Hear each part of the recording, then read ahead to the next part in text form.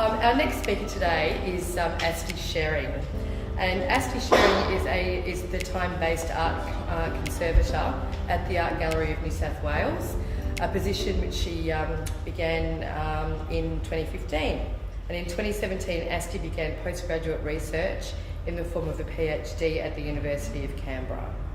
And of course, Asti is also a fellow with the ISS Institute, so that is a mouthful. Could I please ask you to all put your hands together and welcome Asti?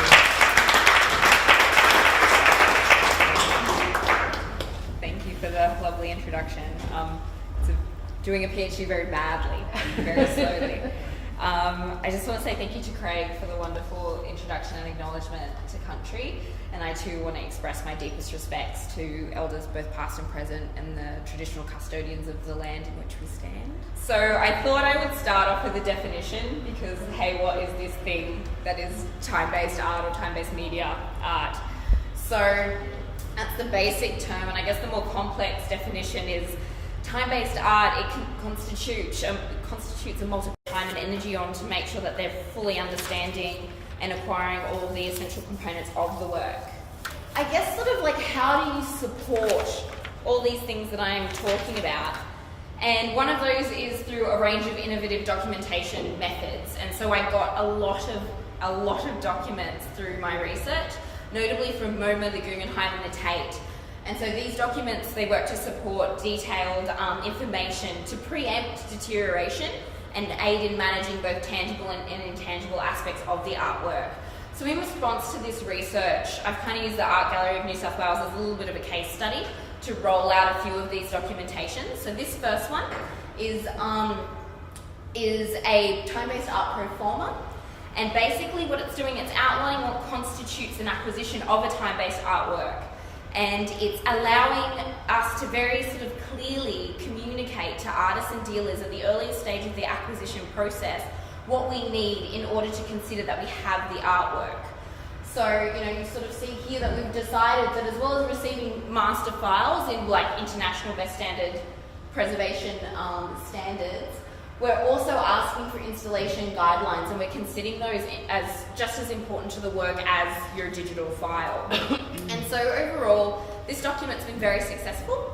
We found that by curators using this document, rather than trying to communicate technical language, it's removing pressure, and it's assisting as a nice introduction into this technical world. Because what we're finding is a lot of these artists, some are highly technical, they know exactly what they're doing, and then others it's just what the materials that they're using in order to create their concept.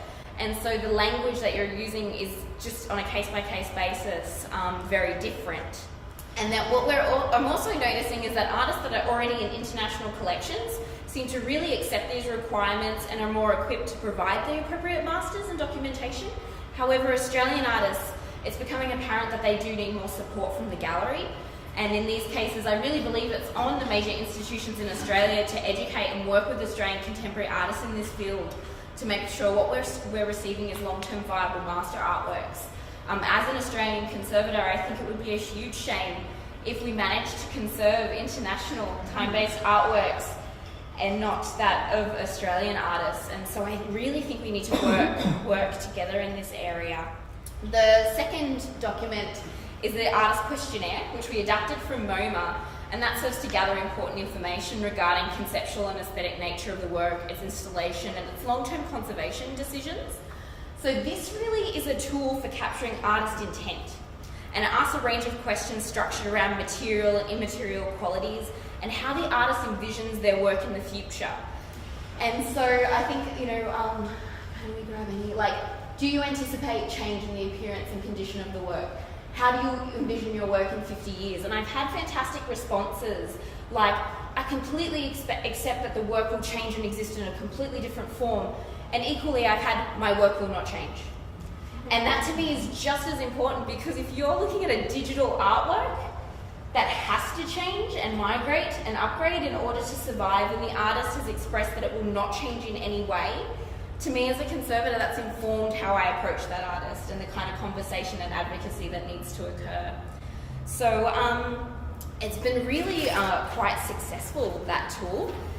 And as an institution that was sort of coming to grips with this idea of changing works and living works that evolve, it really marked a concrete step in formally recognising that artworks change.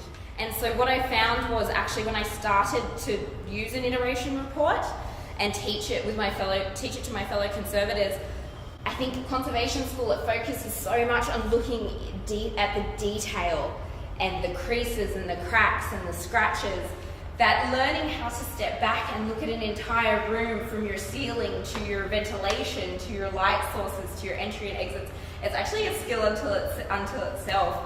So I really do think in that note, conservation schools need to start teaching this idea of being able to look at everything as well as looking at things ridiculously up close. There's pressure for contemporary conservators, especially in this kind of installation environment, that you've got a week.